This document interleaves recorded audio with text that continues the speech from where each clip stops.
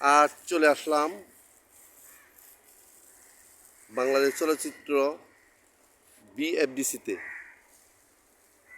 ঝর্ণা স্পটে, যেখানে অসংখ্য ছবির শুটিং হয়েছে।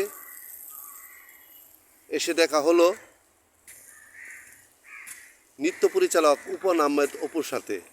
আচ্ছা, কেমন লাগছে ঝর্ণা স্পটে এসে? এটা তো আমারই ঘর, আমারই বাড়ি।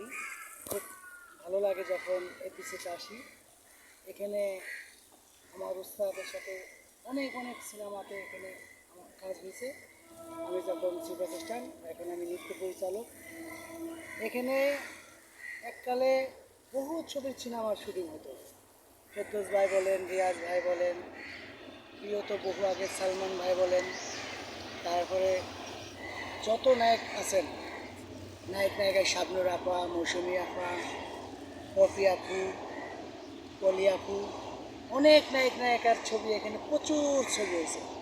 রোমান্টিক ছবি বলেন, অ্যাকশন ছবি বলেন, এখানেই গানের শুটিং হয়েছে। আবার এখানে মায়ের পিঠও হয়েছে নায়ক নায়িকার। তাই সো এখন এফবিসিতে আমাদের বাংলাদেশ চলচ্চিত্রের আগে এককালে প্রচুর কাজ হতো, এখনও কাজ খুবই কম। এই জন্য এফবিসিতে মাঝে মাঝে আসলে অনেক ফাঁকা মনে হয়। আর তারপরে যাই এখনো শুটিং হয়, বাহিরে শুটিং হয়, বাইরে ভালো ভালো কিছু ছবির শুটিং হয়, আবার এফডিসির মধ্যে হয়। এখন এফডিসিতে তো আপনার নির্বাচন চলতেছে, নির্বাচনের আমেজে সবাই আনন্দিত আছে। আর একদিন পরই কালকে নির্বাচন, 3 তারিখে সবাই পাওয়া যাবে। এই নির্বাচনের সময় একই পরিবার সবাই একসাথে ভোট দিবে, সবাই আনন্দ করবে, সবাই মজা করবে। আর কি আর বলবো, বহুত কাজ হয়েছে আমার সব নায়ক নায়িকার সাথে। সবাই ভালো থাকবেন, আর আমাদের এই রং মিডিয়ার সাথে আপনারা থাকবেন, এটা লাইক ফলো দিয়ে পাশে থাকবেন।